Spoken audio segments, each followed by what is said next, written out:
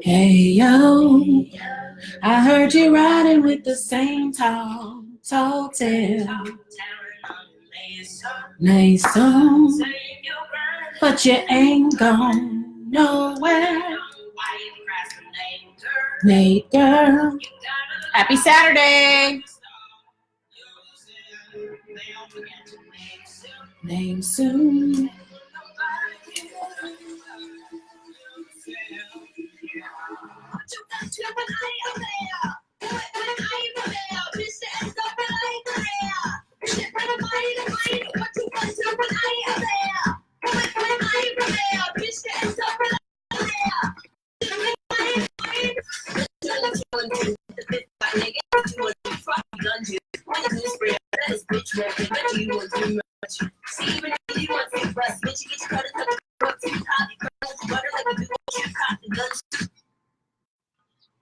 What's up? How's it going?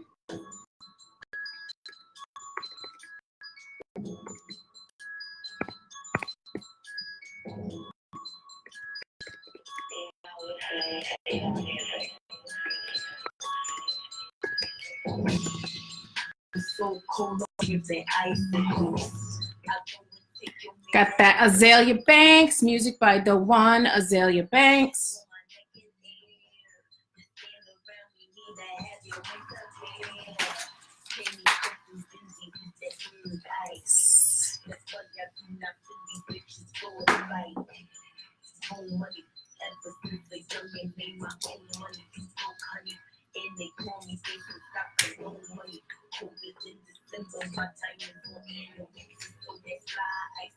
Okay, let's see.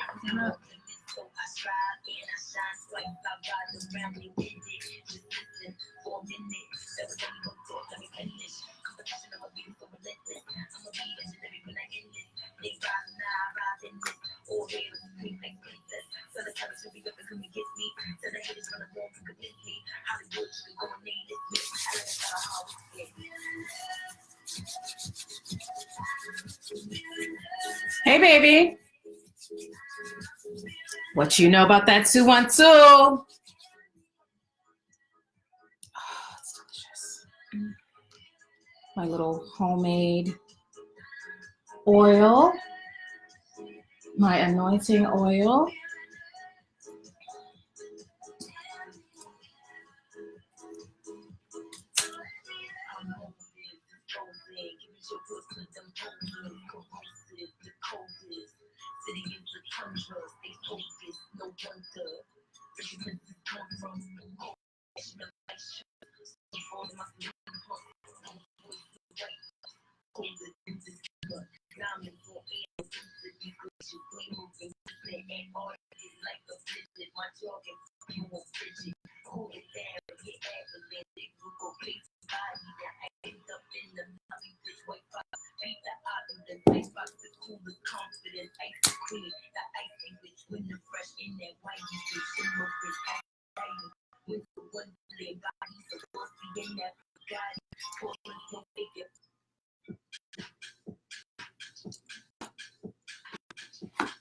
So we are still in Aries season.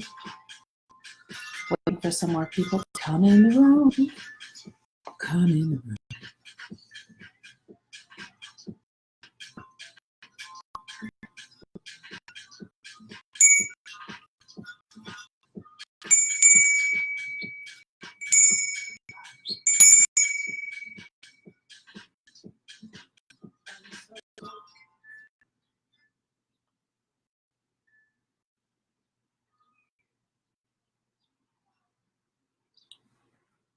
All right. So, what's going on? Starting it out with the Queen, AB, Azelia Banks. She's the Queen. Don't care what anybody says. And that is the energy that we are taking into this reading. Blue, can you hear me? I moved the microphone away a bit. I probably need to bring it back a little closer. I probably need to bring it back. Why are we meeting on a Saturday? Why are we doing readings on a Saturday? Okay, perfect. Why are you hearing from me in the daylight? You know, I like to do my work at night. I like to do my readings at night. I like to do my spirit work at night. However, because at this point, you know, like I said before, at this point, the spirits just tell me what to do, and I do it. So this morning, I'm trying to sleep. I'm trying to round out my 40 winks. And Spirit was like, you need to start doing weekly readings. The people are feeling the readings. I'm getting I'm seeing lots of shares. People are sharing the video, like people who I didn't even know were watching are sharing the video with people and talking about how the readings are helping them. And that really was the purpose anyway. Doing the full moon reading and the new moon reading, that really was the purpose, was to sort of help folks get through this energy, these changing times, all these things that we're going through. So that was the initial guidance, you know? And now they're like, oh, we think you need to start doing weekly readings on top of the full moon and the new moon. So I was like, whoa, okay. So we'll see what happens. Because, you know, I'm a Libra with a Gemini moon, bitch. You know, we get distracted. Shit. We get distracted. Like, what? Weekly readings? What? What? Weekly? What? You know, we like to go with the flow. Consistency is not always our bag. But I'm here and I have to leave in a couple of hours because I have a reading. I have a book signing and a book reading that I'm doing in Manhattan later on today. So I need to roll out of here. But before I do that, I'm gonna do this. So what I'm supposed to be doing is doing a weekly energy read. So starting from tomorrow up until next Saturday. So that's what the reading is going to be. So basically what I'm going to do is I'm going to pull, how many cards is that? Is that 7 days? I'm going to pull 7 cards and every card is going to represent the day. So card number 1 is going to be Sunday, blah, blah, blah, blah, blah. Y'all get it. So that's what I'm doing. That's what I'm doing. Like I said, you know, Lord, bless me with the spirit of consistency because right now I'm not feeling it. But whatever. We'll see. We'll see. Okay. So yeah. And I'm just, you know, I'm just trying to get myself ready for this. Okay. And then I'm going to be, so I found these 2 books on the street yesterday, day before yesterday. Literally, I was in a funky mood. It was like the day before the end of the retrograde, and I was just in a funky mood, and I was like, let me go and get some breakfast. And I was walking down the street and literally there were like all these books that were lined up on the side of the road, and these 2 caught my eye. I thought this said creating influence. I didn't even know it was creating affluence. And so and then this one is the Divine The Law of Divine Compensation. So I'm actually going to be reading a little bit also from the book. That's something else I was guided to do. So I'm going to do the reading first, and then I'm going to just like randomly pick a chapter from the Law of Divine Compensation and read that. And then I'm going to get out of here because I got a book signing to do, so I could get my own affluence and I could get my own compensation. So, but also what I'm hearing is that, so interesting. So the vibe of these readings is going to be geared towards manifestation and money. That's the vibe. That's what I'm hearing. So we'll see. We'll see what the cards say, right? Gosh, I really just don't even know how to do this because I'm just totally going off of just what Spirit said. Like, my other readings are pretty planned, but I have no idea how to even begin. All right. I don't know what decks to use.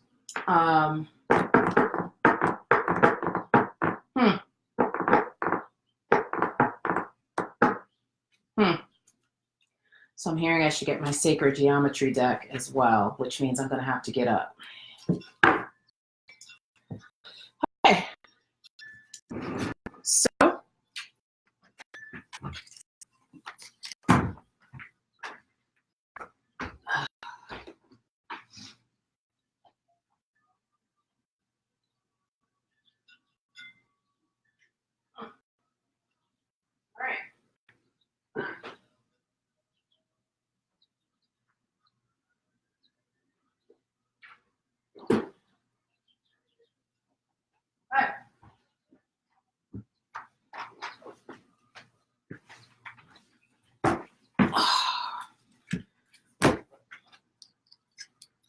so that's my life. Like, literally what you just saw is my life. Like, Spirit tells me where to park. Like, seriously, just like, oh, turn here, turn there. So, okay. So I have this Sacred Geometry deck. It's an amazing deck. This is the book that goes with it. I don't use this deck a lot. So that means that I will have to be reading the information that comes through. Oh, isn't this interesting? It's so funny. So, wow. Okay.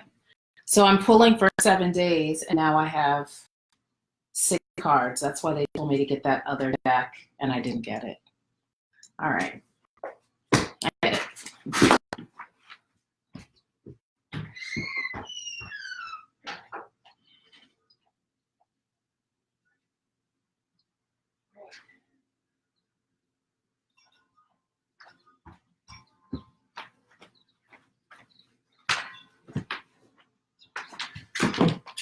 I get it. Okay. All right. I get it. So I have another deck. I have so many decks, but so the other deck that I'm going to be using is my Afro-Brazilian deck, which I looked at and then I just didn't pick it up. Okay. I get it now. All right. Thank you for your patience. All right. So we'll move that. Because I'll move this. You don't need to be looking at my wrinkled shirt. Okay.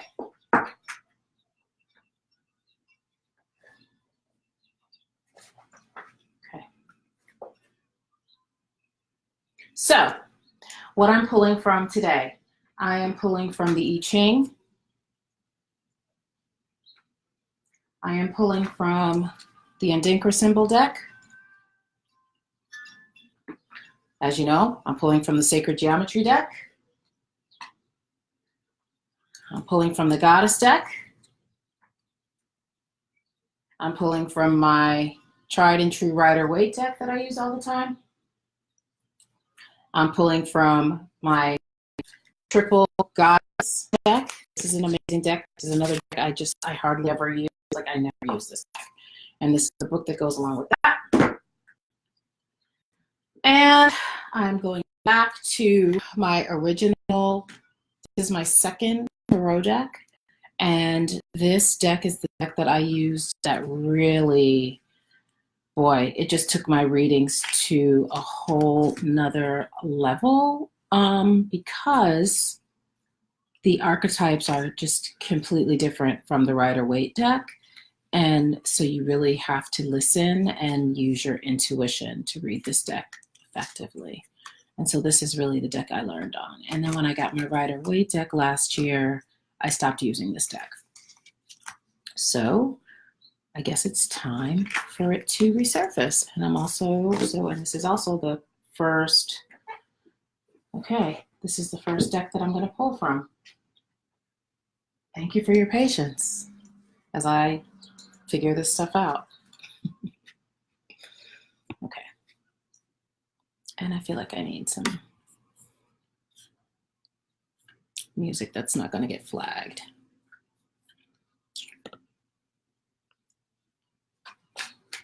Okay. Oh, maybe some Ultimate Home. Yeah, that's good. Because I need to.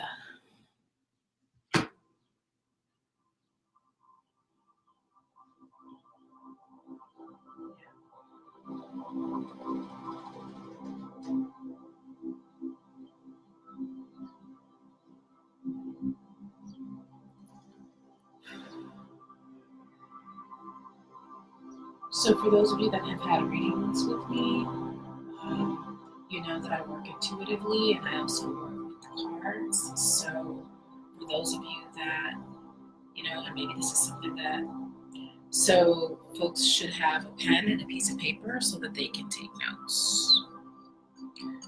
So the first thing that I am hearing is trust.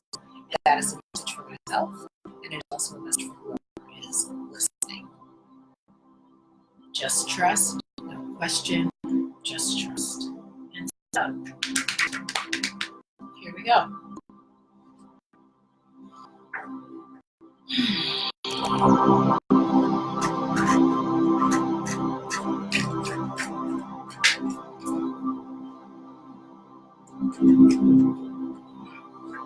First card of the deck, the Hanged Man.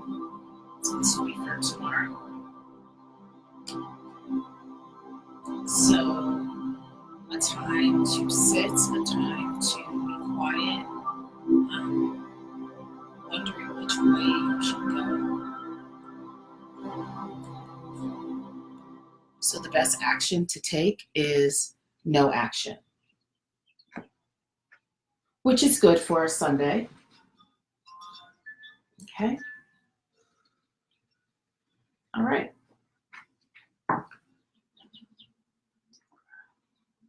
This is last. This is next. This. Then that. Okay. And then that. Got it.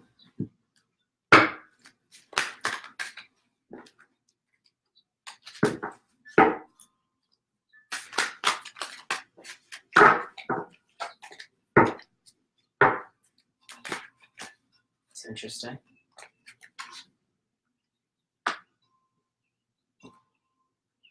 Okay.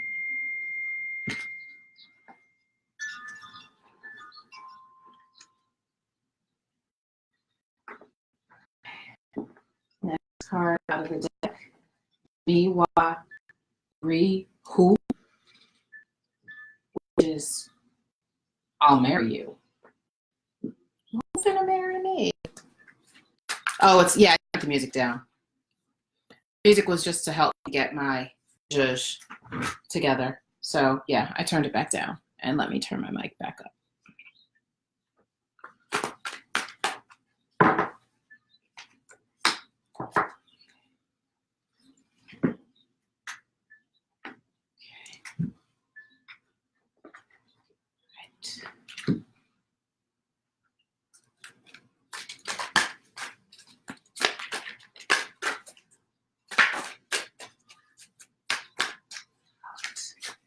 One card, we just want one card. One card, we only need one card. Are you giving me the beautiful red card?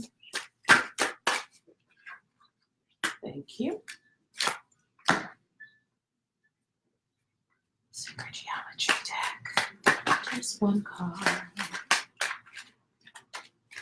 They are really challenging, making me use of decks that I don't use all the time. Y'all are funny. Divine Mother. Interesting. No idea what any of these mean. They're like, you don't use these cards. People gave you these cards. You bought these cards. You can't use these cards.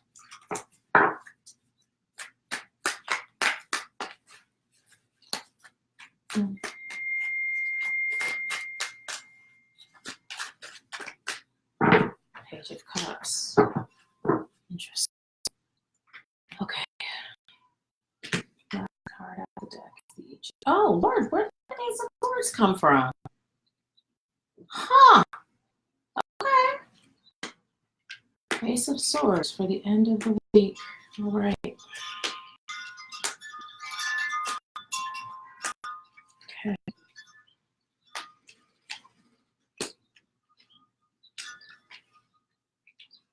All right. And I like even numbers too. They know I like even numbers.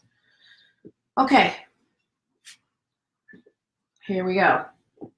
First card out of the deck is the Hanged Man. Somebody in a place of indecision. Indecision is running rampant right now. So the best thing to do is just sit back. As I said, we're coming up the end of Mercury retrograde, but we're still in the shadow of the retrograde for the next week or so. Okay? Because you're in the retrograde 2 weeks before you're in the shadow and 2 weeks. So we're still in the shadow of the retrograde. So we still don't want to be making any false moves. The time is right to move forward with projects that have already begun. However, we still want to just be a little cautious about starting new things, about doing new things. Again, trust is going to be the main zhuzh, the main vibe of this reading. Next card out the deck is from the Andinkra deck. Okay, and it says, I'll marry you. Who finna marry me? That's what I want to know. Miwa Rihu, a symbol of commitment and perseverance. So isn't it interesting? So is this week? I don't know yet because I haven't used these cards, so I don't know. But what the vibe is for this week, again, I said it was about finances. It was about manifestation. So here we're starting off the week tomorrow with sort of a decision which way to go. So we're going to just like hang out. And then going into Monday, there must be some question around sort of, again, how to move forward. So what I'm hearing is that you need to just charge forward. Like as of Monday, then whatever it is that you've been ruminating on, whatever it is that you've been thinking on Monday is time to, is to move towards that commitment, and persevere. So again, I'm going to read. I can't wait till I have these memorized so then I can put my flavor on it. Okay, commitment, promise. Commit to yourself, another person, or your dreams in ways that will honor you, nourish you. Oh my God, I got it.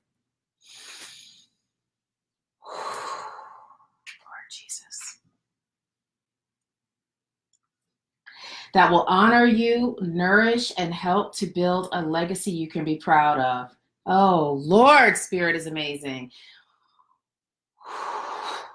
Your desires need you. Be consistent. Believe. So here's the deal. How does this go with our money? Why did I find this book, The Divine Law of Compensation? I got it because we're doing things that do not feed us. We're engaging in activities that do not feed us. We're going to jobs that do not feed us. I totally understand this now. So this week is about plotting and planning your escape. This is why we're doing these readings. So we may only be doing this for the next 3 to 6 months, but okay. So what we're doing is a spiritual strategic plan. Thank you, Spirit. We're doing a spiritual strategic plan to get you into your, and me too, my divine compensation and my affluence, because so many of us healers, teachers, preachers, artists, we're not getting the compensation we deserve. We're not getting the respect we deserve. We're not having the influence we deserve. Why? Because we haven't trusted it. That's why we started out the reading with trust. Oh my God, Spirit is amazing. This is why I love doing this. Okay, So what we need to do is we need to look at coming Monday, not now, because as I said, we're still in the body of the retrograde. We're still in the belly of the retrograde. But come Monday, get your coffee, get to the gym, do the things you need to do. Why? Because it's time to step into from a couple weeks ago, your independence. Your desires need you. Be consistent and believe. Believe in yourself. Come out the shadows. Stop going back and forth. Commit to your art. That is one. Or whatever it is that you're supposed to be committing to. They probably was just speaking to me. I just said commit to your art. I don't know whose art is out here. They could be speaking to me. Okay. So commit to whatever it is. So the reason why you're not getting the results that you want to get is because you've been in this hangman position. So the first step in your spiritual strategic plan is committing, making a real commitment to yourself as we come out of the shadow of this Mercury retrograde. We know that this retrograde was a tough retrograde for so many of us, even me, and I usually coast through retrogrades, coast through full. None of that stuff really affects me because I already know what's coming. So it doesn't really affect me. This was a challenging retrograde, partly, as I said yesterday, because we were in Pisces and we were like down in the depths. Now we're into Aries, right? Now we're into that fire energy, that war energy. It's like, okay, I rested during the holidays. I rested during the retrograde. I rested. And now we're in Aries season, bitch. Now, okay, I'm putting on my armor. Who is Aries? God of war. Okay? It's time for me to put on my armor and commit to myself 100%, because that's where your money is. That's where our money is, okay? And then next card out for the deck from my goddess deck. I should have got my book for this too so I could show you, but I'm not getting up again. Okay, Morgan Le Fay. Okay, Morgan Le Fay. Morgan Le Fay is about rhythms. This card is about this whole deck, this whole goddess deck is about where you find wholeness. It's about reconnecting you to your wholeness. And so what the book would say, if I had the book, but I don't even need the book because Spirit then already dropped it in on me. This is about your money is directly related to doing the work in ways that work with your rhythms. Okay? We can't do work that is out of alignment with us. We can't be with people that are out of alignment with us and prosper. So come Tuesday, you might get a message or you might get an inkling like, oh shit, something might come up. You might find out some information where it's like, oh shit, I thought we were in rhythm together. I thought we were in the same boat. Oh, we not? Oh, we not? Oh, we not aligned? Oh, we not in this relationship together? Oh, we really not? Okay, so Tuesday is about reflection. Tuesday is about tearing everything apart and seeing what works with you and what really doesn't. And you might not even have to tear anything apart because it might be a tower situation where some shit might just be revealed on Tuesday. And then you'll know for sure whether you're in rhythm or not. Okay? Sunday, Monday, Tuesday, Wednesday, strength. Strength on hump day. I'm going to read from this because, again, this is one of the least used decks. So I'm going to read from this, but before I read from it, I want to just look at the card. So, okay, it's calling for strength. So again, this is the triple goddess. And so whatever happens on Tuesday might have you looking for strength on Wednesday. Might have you digging deeper into yourself. So this is a beautiful, beautiful deck. I guess it just wasn't time. I'm like, but again, okay, so this is, wow, this is interesting. So if you look at this deck, this woman has one foot. You see how she's in that protective cocoon? She's in that protective cocoon. But look, she got one foot in and one foot out. So we could read this a couple of ways. We could read this as your self-doubt is keeping you from being fully cocooned, fully believing in your protection. Or The cocoon could be your own sort of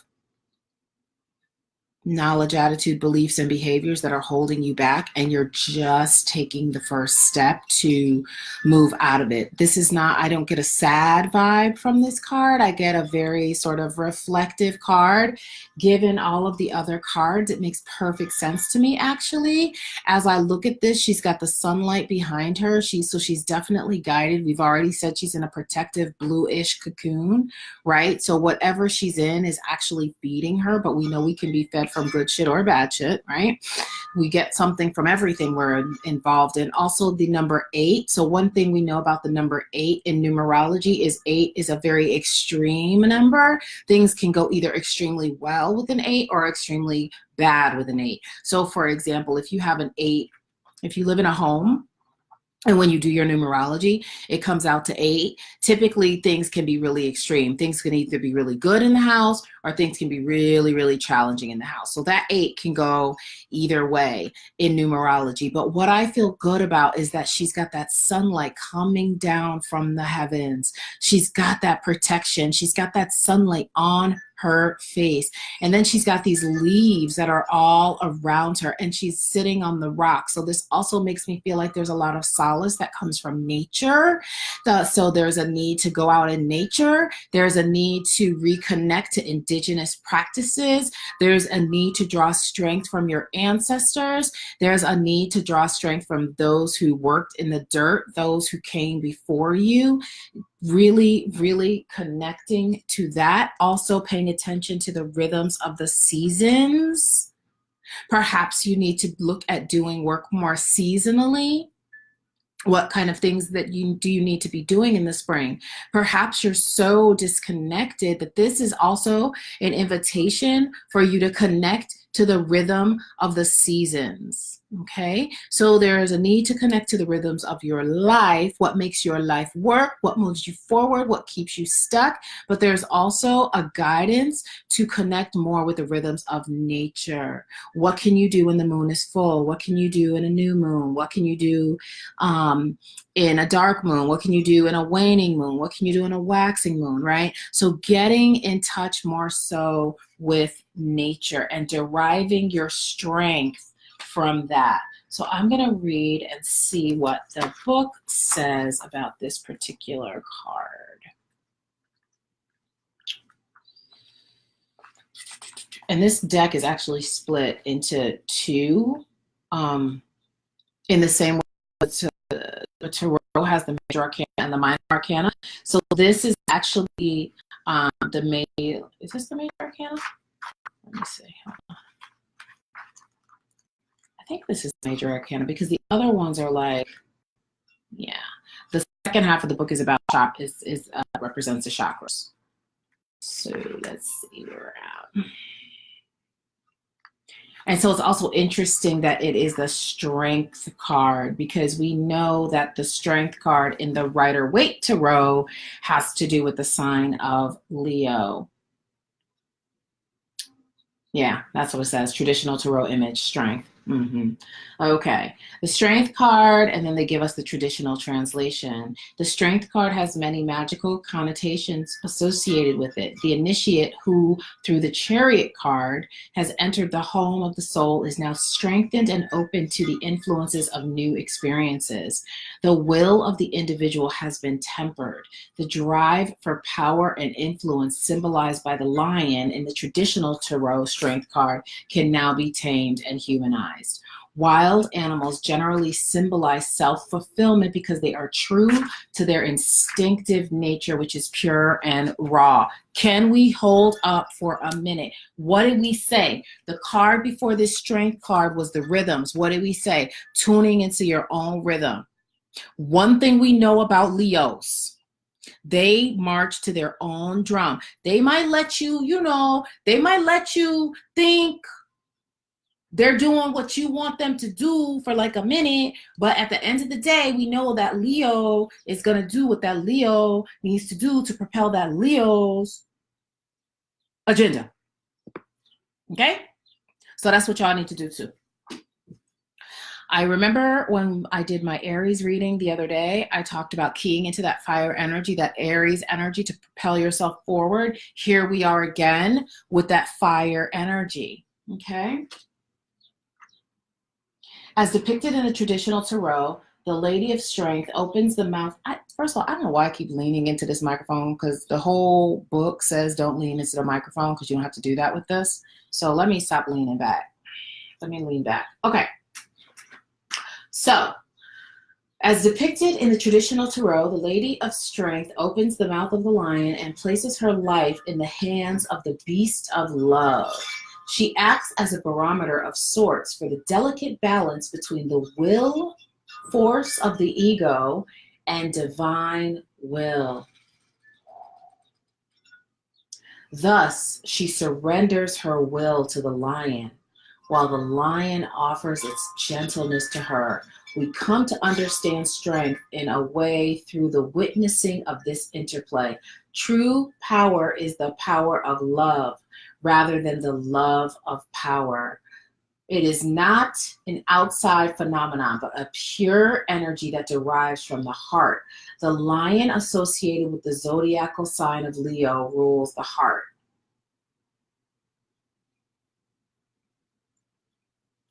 The heart chakra is governed by the color green. I'm just saying. I was like, why y'all want me to put on this green dress today? Okay. Likewise, the woman representing the divine feminine made mortal rules humanity from the heart. The bridge between the human soul and the quest for real love is evident in the Strength card.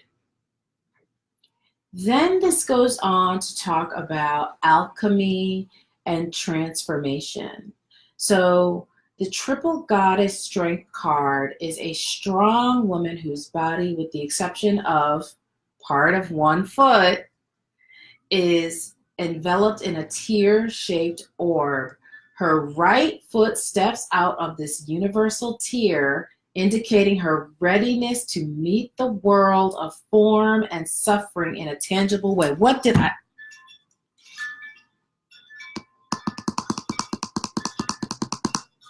It is as if she is stepping out of the womb of the goddess. What did we say? We said this was protection. We said she is ready to step out. What did we say? It is as if she is stepping out of the womb of the goddess, ready and able to exert true power on behalf of the world. The boulder she sits upon are egg shape, representing the seeds of the earth that contains the imprint of eternity within them. Y'all, everything we want, everything we desire is within us. All we need to do, all we need to be focusing on is being true to ourselves this week. That's what we need to do. We need to come out of this hand. You know, when I read that, she's in the womb. She's in the womb. She's in the tear-shaped orb, they said. Not unlike see, I love this deck, but I gotta show you the traditional hangman. I gotta show you the traditional hangman. Because see, then you'll understand. Then you'll understand. See, I gotta show you the traditional hangman. Because the traditional hangman, for those of you that don't know, is upside down and suspended. How many times do we feel like upside down in our life, right? Like we're just hanging there. We're waiting for a change. We've been waiting so long, and he's on a cross in a way. In a way, he's on a cross. And it is time to come off of the cross. This is the hangman. Okay? This is the hangman. Notice how he has the same light around his head that she does. Right? The same light.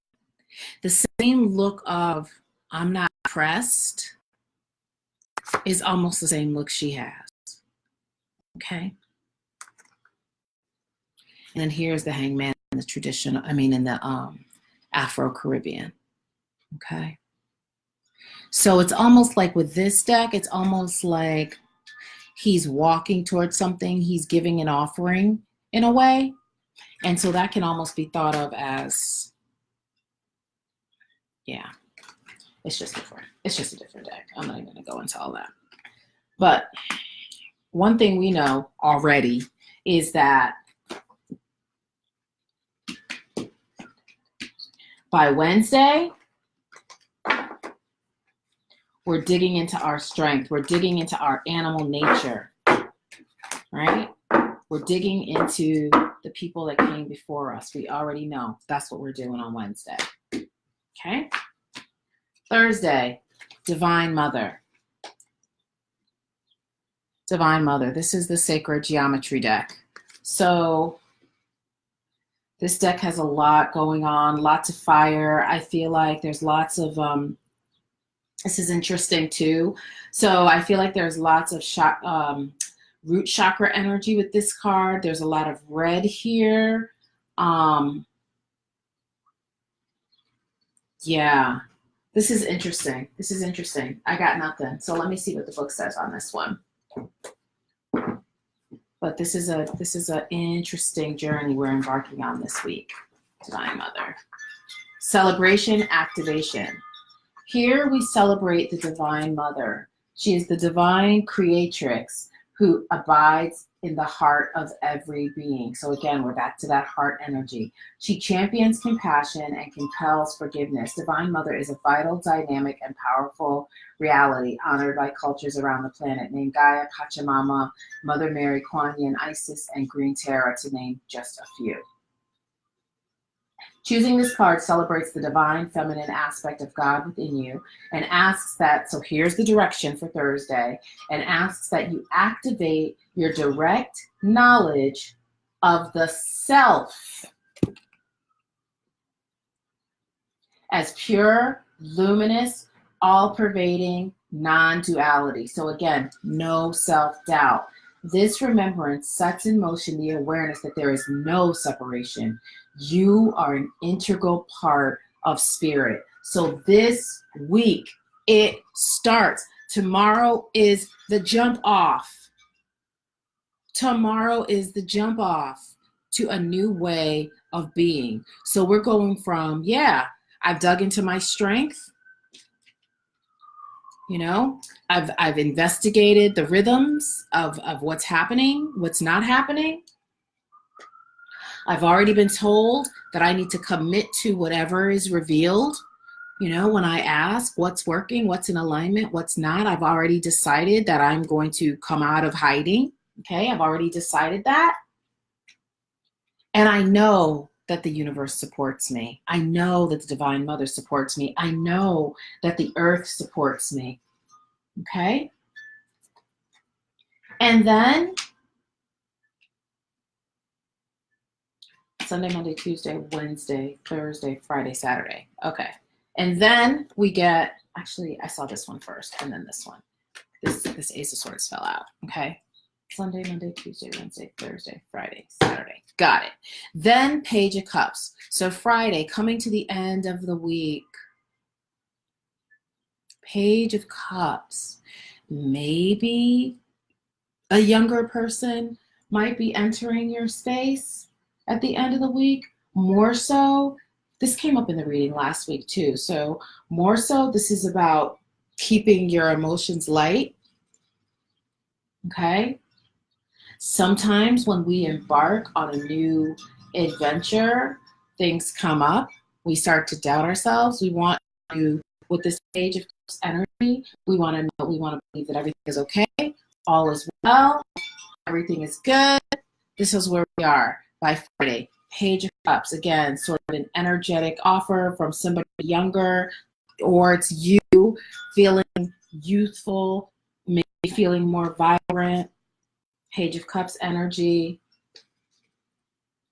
And then next Saturday, Ace of Swords. Okay? New ideas, new opportunities, gifts from the divine. So this is sort of the first rollout of, you know, seeing, and this could be This could be you having new ideas. We know swords is about thoughts. This could be you receiving new divine messages because you've cleared things away, because you've started this excavation project. This could be an out and out offer of some kind. But I feel like this is actually new thoughts, new ideas, divine revelations coming in because you actually cleared some space away. You actually did the work to clear away some clutter. And so I feel like this is the beginning of feeling some airlift. You could be woken up in the middle of the night with a new idea, like a stroke of insight, because you've begun this process. You might get a call out of the blue. Page of Cups sometimes means revisiting or surprise phone calls from people. You might get an offer out of the blue, but at the end of the week, we're ending the week strong, right? We're ending the week strong. We're starting in that hangman position, and we're ending with the Ace of Cups, the Ace of Swords. And the Ace of Swords is so interesting. The Ace of Swords is sitting right under Morgan Le Fay. Okay. Morgan Le Fay presents herself in 3 different ways, right? 3, and sometimes, sometimes we have to shapeshift. If you look at this, I mean, that little beaked person over there with the cup is making me feel away. A little, a little creepy, but, sometimes we gotta, be a little creepy. Sometimes we have to mask ourselves. Sometimes we have to shapeshift to get to what we want. And what I also find interesting here is we've got the middle Morgan Le Fay character holding what looks to be like the yin yang symbol. To me, that's what it looks like to me. Somebody might say it's something different, but that looks like the yin and the yang. That looks like balance to me. We also have lots of spiral energy in this card. We see lots of spirals. Spirals typically are a representation of the goddess, right? And so, yeah, we've got we also have fruits here, right? We also have sort of apples here. We know apples has to do with, in some cases, apples can be fertility, right? I'm very intrigued by this little beak woman in the back holding this cup. What is in that cup? What is in that cup? And why do we have the cup on one side and then we have the swords on the other side? Super interesting. And then, this card also makes me think about our shadow selves. So the one in the center is the sort of the face that we present to the world. And then the 2 figures in the back, we have the shady figure over here, and then we have the warrior over there, is kind of the protection that you can pull out when you need so that you can keep your rhythms intact.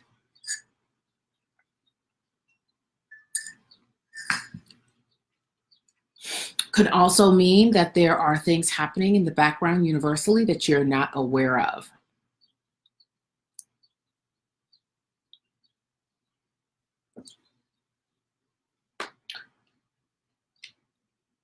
Okay.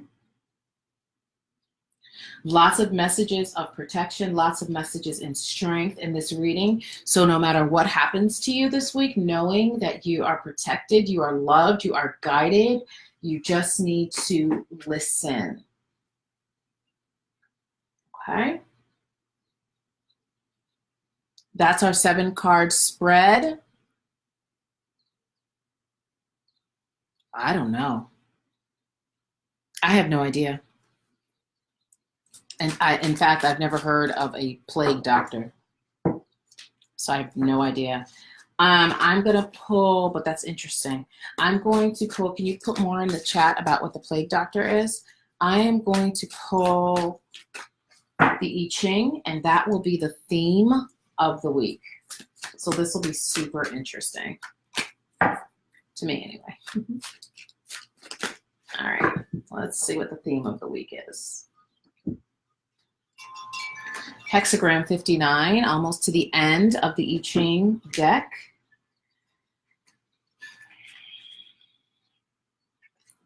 Quan, I don't know if I'm pronouncing that right, but Quan dispersion. Wind over water. Obstacles gently dispersed. In spring, it is spring, warm breezes blow across frozen waters and awaken them to movement again. This makes me feel this hangman energy. In spring, warm breezes blow across frozen waters and awaken them to movement again. Winds blow over stagnant summer marshes, refreshing and freeing them to encourage growth. In every season, bitch, haven't we been talking about the seasons and the rhythms? In every season, the prevailing winds act upon the waters to disperse inertia and coax them into liveliness. Did we not talk about stepping out, stepping into a new way of being? Did we? This week is the beginning of something great. When one wants to motivate others, subtle persuasion may be more effective than brute force. I'm done. I don't even know what book to reach for. I don't even know. I done picked up the wrong book. Did the strength card not tell us that you have to be human and strong at the same damn time? Whoa. Hold on.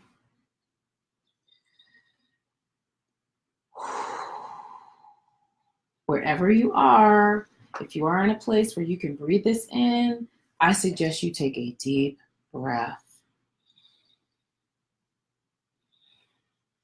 and let this sink in.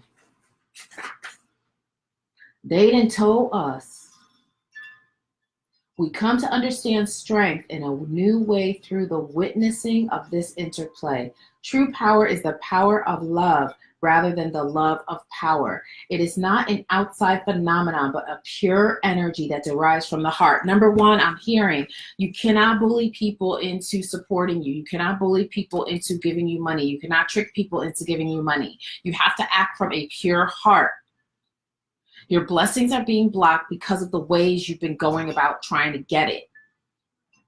You have to act from a pure heart. You have to be in tune with why you're doing what you're doing and why you want what you want.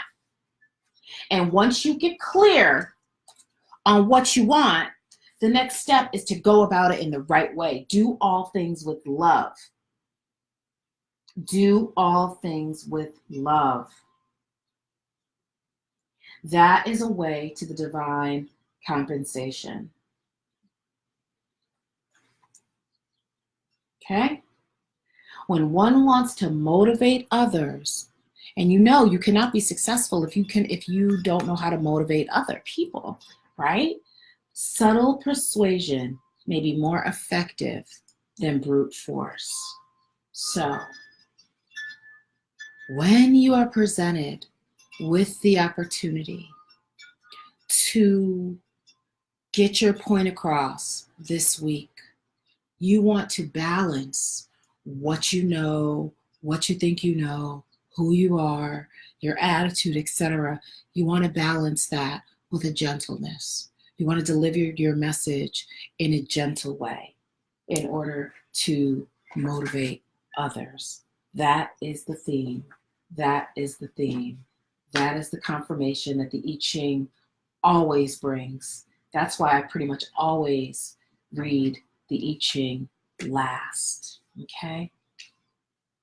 Because the I Ching has a way of just rounding everything out and making everything beautiful. Okay. I'm going to randomly pick a section. Okay.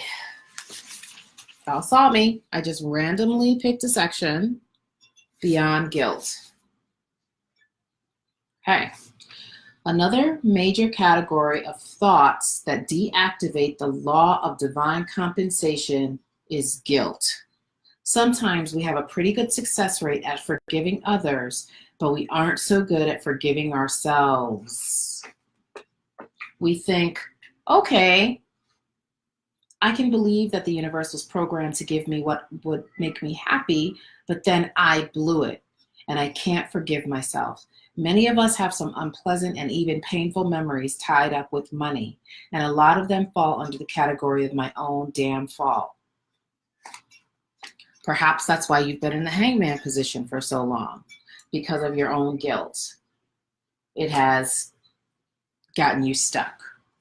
Given the significant impact that financial errors can have on our lives and the lives of our families, the feelings of guilt can be terrible. If one of our children can't have dance class this year because of a mistake we made, or can't go to college, or have the wedding of her dreams, and sometimes the consequences are far worse, then the feelings of failure can be immense. We have made many mistakes in our past, but we're not bound by those mistakes in the present, as long as we're willing to think now as we did not think then, act now as we did not act then, clean up in the present what needs to be cleaned up from the past, and be now who we were not then. That makes me almost want to cry.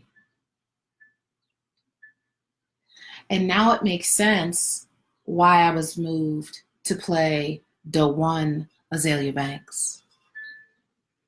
I cannot say one Azelia Banks name without calling her the one. Because Azelia, Gemini sister, even though, I consider her my sister, even though I just have a Gemini moon. She's so talented. Azelia Banks is probably one of the most underrated, talented Black female artists that is out there right now, and has been for a while.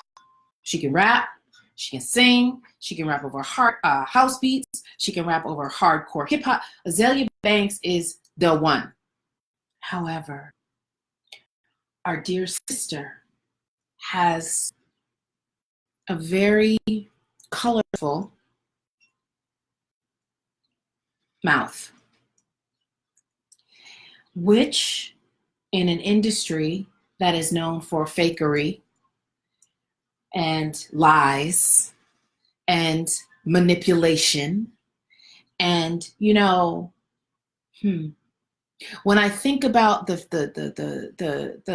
tapes of J-Lo that were released this week, and the news came down that J-Lo has been using Brandy's voice, Mariah Carey's melodies, Ashanti's voice, and other unknown artists, as the lady said today. I was like, no, it's artists. But anyway, the industry will take somebody like a J-Lo, who's a beautiful, pretty package, and use the voices and the talent of Black women to propel her career forward and make us believe what is not true. So in an industry that's willing to do that, you cannot have an Azelia Banks who, in typical Gemini fashion, people talk a lot of stuff about Gemini, but Gemini speak the truth. Gemini speak the truth. And they don't get enough credit for being humanitarians, because Geminis can be, they can be loyal, they can rush in, they can be saviors, et cetera, et cetera. And Geminis don't always get a lot of credit for telling the damn truth, because their delivery is not always what people can take. Most people don't like the truth, which is why we end up in these hangman positions, because we know our family couldn't handle the truth. of the uncle that was molesting us or doing whatever, right?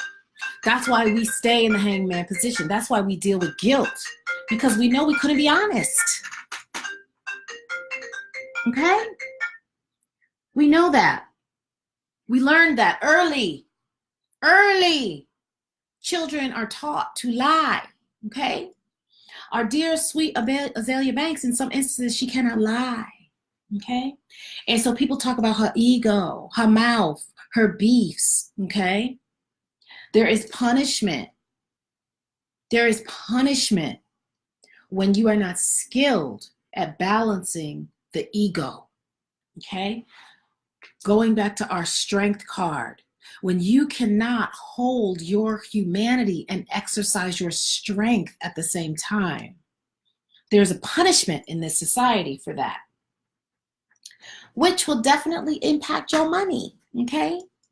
Now, back to this book, because I rambled, but I have a Gemini moon, so we go from one thing to another, right? We talk about lots of different shit, but it makes sense. Anyway, the ego is that which both sets you up to do the wrong thing and then punishes you viciously for having done so. It lures you into doing something stupid and then would have you believe that you're the dumbest, most irresponsible human being alive for making such a mistake. Now, I would have to disagree with Marianne Williamson here, because I would say that the ego also is a protection. I wouldn't be so harsh on the ego, because I feel like sometimes the ego can also keep you from doing dumb shit. Okay? Now it argues everything is terrible and will only be getting worse. Yet the ego lies. It lied when it convinced you to do something stupid, and it also lies when it tells you that you're a terrible person for whom there is no hope, now that you've done such a terrible thing. Guilt is savage, and it never lets you off the hook. It leads to obsession, self-hatred, self-punishment, and a shattered sense of self. Yet we must always remember, guilt is untrue, for you were created as an innocent child of God, and his reality. Okay, see, I just got this book off the street. I see me and Marion are going to have some challenges, because she is referring to God as the his, and that is not my reality. So, okay, noted. All right. So I will be changing the his to they, or to the Almighty, or whatever, because I don't even think God has a gender, like whatever. So I don't know how I'm gonna get through this, but whatever. I don't know. Anyway, I don't know how I'm gonna get through this, but I'm gonna get through it. Okay.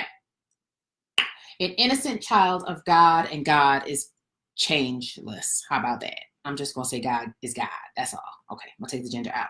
This is why it is built into the nature of the universe that you can compensate for past errors and begin again. Yes, absolument. Going back to the innocence of a child. Okay. I don't even want to say they or she, because I don't feel like God has a gender. I feel like that's us putting God, mimicking God in our image. Like we feel like, we got, yeah. So I'm just going to say God. All right. Sometimes when we've made a mistake, well-meaning people will try to console us by saying things like it happened for a reason, when we know in our hearts, yes, it happened for a reason, and I'll tell you what it was. I made a dumb mistake. Sometimes we need to face the harsh reality that we did make a mistake and look at the fact with open eyes. Oh, she quoting the I Ching. All right, Marion. Okay, we back, sis. This quote from the I Ching speaks powerfully of our need for brutal self-honesty when we have made a mistake. It is only when we have the courage to face things exactly as they are, without any self-deception or illusion, that a light will develop out of events by which the path to success may be recognized. So also, I'm reading all these chapters. So I don't know if y'all want to go, in the words of Wendy Williams, get a snack and come right back, or what you want to do, because there's 4 more pages to go. But the point, I was told to read all the chapters, so I'm reading all the chapters. Okay? All right. So, This quote, okay, so we talked about that. We might need to feel the shame of knowing that we did something stupid and burn through the pain of that. But we'll come out on the other side of it a more humble person with greater integrity and groundedness. A failure remains a failure only if we refuse to learn from it. Any situation that teaches us greater humility, sobriety, and wisdom about self and others, responsibility, forgiveness, depth of reflection, and better decision making, teaching us what's truly important, is not an ultimate failure. Sometimes what we deem a failure at the time it happens actually serves to foster a change within us that creates an even greater success down the road. Great people are not those who have never fallen. We fall down, but we get up. Great people are those who then, when they fall down, dig deep within themselves and find the strength to get back up.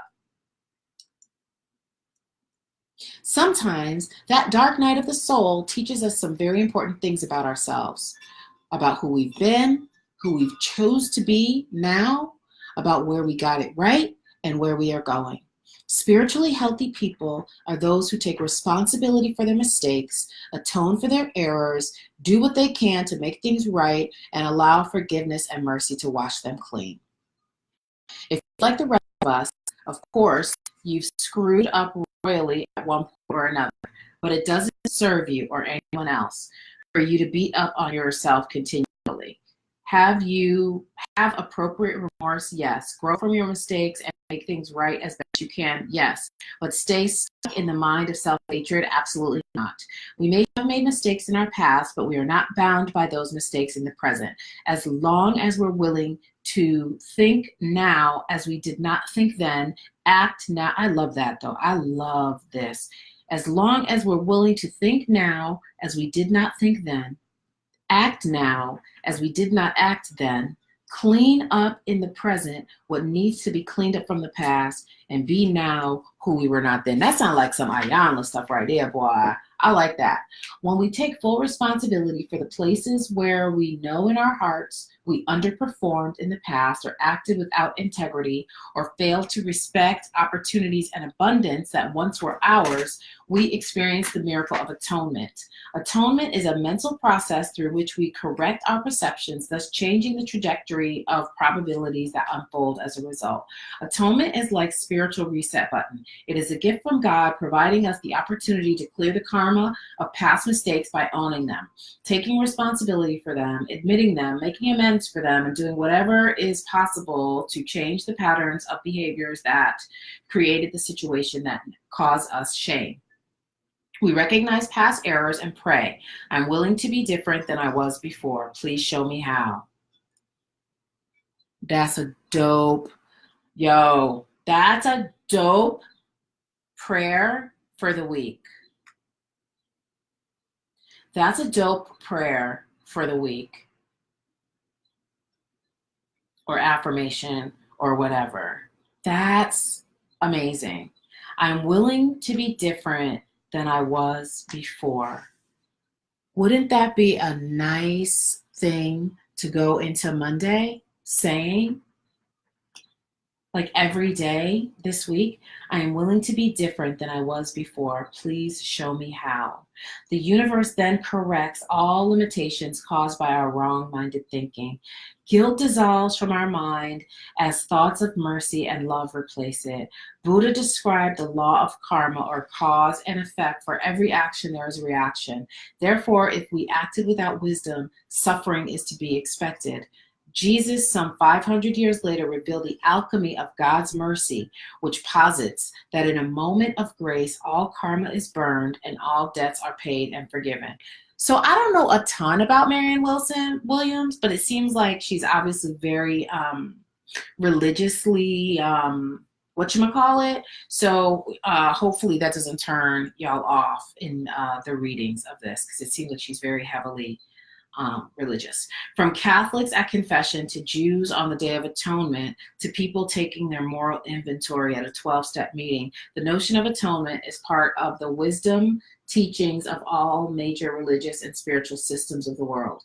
Atonement can bring a profound level of humbling as we sit before piles of credit card bills and face the uncomfortable realization that we should have been more responsible, or we think back on what got us fired and know in our hearts that we ourselves were the problem. Perhaps we played into the drunken maelstrom of financial headiness that characterized the last few decades in our society. Perhaps we bought too much, saved too little, or were otherwise cavalier about money or frivolous in how we dealt with it. Wow, I was just thinking about this today. Atonement gives us the power to forgive ourselves. It gives us back our self-respect. We've done whatever we could to right our wrongs, and the tenderness of a merciful, I lost my place,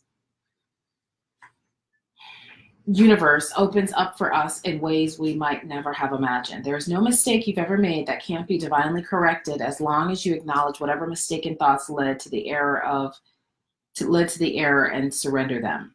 In A Course of Miracles, we're told to go back to the moment when the error occurred, admit that we didn't allow spirit to guide our decision at the time, but remember that we can choose again now. And that is what we do. We place that moment in the hands of the Almighty and know that we need not feel guilty, because God will undo all consequences of our wrong decision if we let God do it. I'm paraphrasing. Miracles transcend the laws of time and space. In the miraculous present, mistakes of the past are undone. The time it takes for the material world to reflect our shift from fear-based to miracle-minded thinking is symbolized in the Old Testament by the 40 years it took for the, wow, this is really churchy. This is real religious. Okay. All right. It's fine. Okay. Sorry. All right. In the 40 years it took for the Israelites after fleeing their slave condition to reach the promised land. It is expressed in the New Testament by the 3 days after the crucifixion before Christ rose. In the biblical stories of both Moses and Jesus, the mind of one close to God became a conduit for the reconstruction of the mortal world. We too, through the, so that's like be renewed by the something of your mind. Okay. All right. We too, through the power of our thinking, can radically shift our experiences of the world. God loves us the same when we do the wise thing as when we make mistakes. God's love for us is not based on our behavior, but on who we are. And okay, this is super, wow, this is very gaudy. Okay. When we make a mistake, it's because in the moment we forget who we are, and the response to that is not to punish us, but to correct us. This doesn't mean that you don't have to do anything to make things right. In fact, any lessons you might have failed to learn before, you will have to learn now. The mercy of the universe lies in the fact that you are given the opportunity to do that. You might not get a bigger paycheck right away. You might have to humble yourself and make do with less for a while. You might not be Mr. or Miss Big Shot in a new position. You might have to be brought down a few notches before you make the next big move up, but you will see the handwriting of God in all of it if you participate in rather than resist. And that's what I'm going to do. I'm not going to resist all the churchiness in this book.